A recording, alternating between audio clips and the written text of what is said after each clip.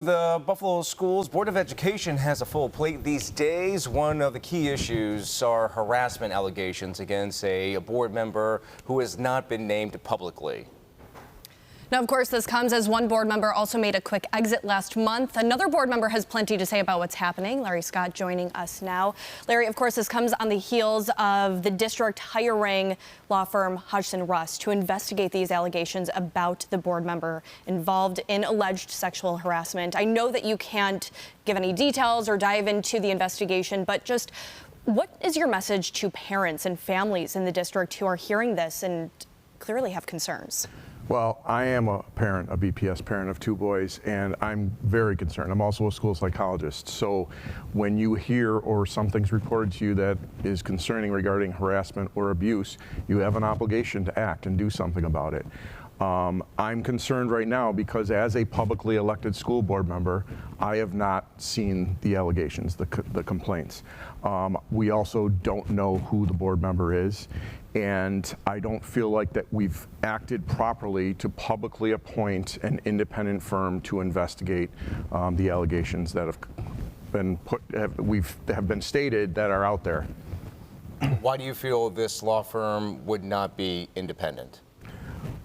They have ties to some current board members, some attorneys. It was just reported one attorney made a donation to one of our school board members that's currently seated. They are on retainer with the Buffalo Public Schools, so they have done legal work for several years with us.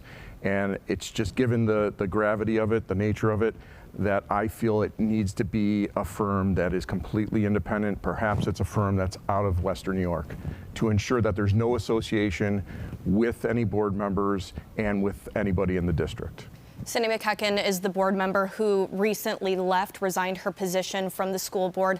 On the day that happened, you had released your own statement agreeing with what she said about lack of transparency. Do you mind elaborating, and do you think that involves what we are discussing in terms of this investigation? Well, to my knowledge, the board president became aware of the allegations on June 2nd, and we really didn't have any discussion or take any action until June 17th, I believe.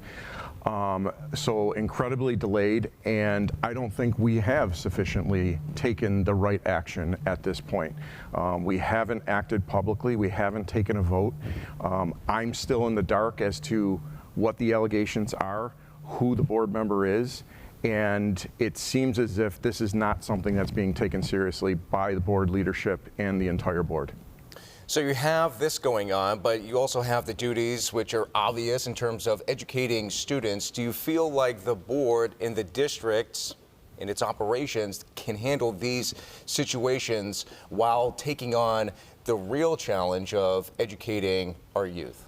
Well, thankfully, we were just on a work session and an update was given on the vacancy and the process to fill that vacant seat. And it does seem like we have a pretty clear, transparent timeline on how we're going to do that. You know, we have to pay attention and watch how things unfold because we know in Western New York and Buffalo there's politicking that goes on. It's our duty as a board to get that seat filled, and if not, if we don't do it within 30 days, then it becomes the mayor's responsibility and the Common Council. So yes, a lot that we need to be responsible for. I wish though right now I was here talking about students and talking about schools, music, athletics, and all the good things, great things that are happening inside our schools, instead of this that I feel is improper and wrong and not being adequately addressed. Switching gears now, last night some school leaders or district leaders attended a Buffalo Common Council meeting where they discussed the state attorney general's investigation into student discipline, which found that students of color were disproportionately suspended as opposed to white students. A lot of people have concerns about the fact that they feel as though even with this investigation, the district is still, you know, in the same old ways as before. Is there something that the school board can do to step up and make sure that this is handled? Well, across the country, sadly, even in suburban districts, rural districts, students of color, students with disabilities have been disproportionately disproportionately suspended. And the case sadly exists here in Buffalo Public Schools. We acknowledge it, we're facing it, we're doing what we can to address it in regards to ensuring that our staff are properly educated, are culturally responsive, implementing restorative practices and trauma-informed care.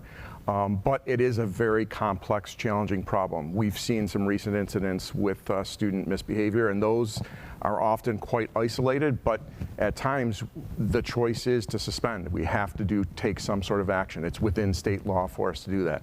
So a lot of work for us to do there, but I think it's important for everybody to know that it is complex, it's very nuanced, and we need to work together to adequately address it.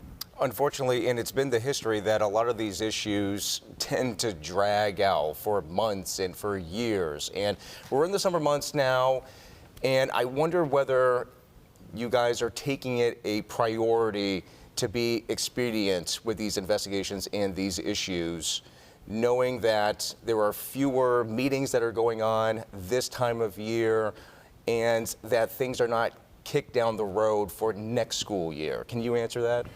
Well, what I can say is that this year, the data is still kind of being worked out, but we have seen so far a decline in short-term and long-term suspensions.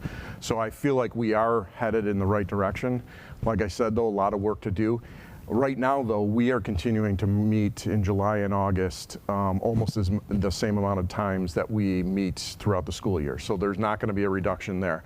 It's really, I think, up to the superintendent, his staff on the ground to really provide the professional development and the services and programming that's necessary to adequately address social emotional needs and student behavior. All right, All right, thank you. very good.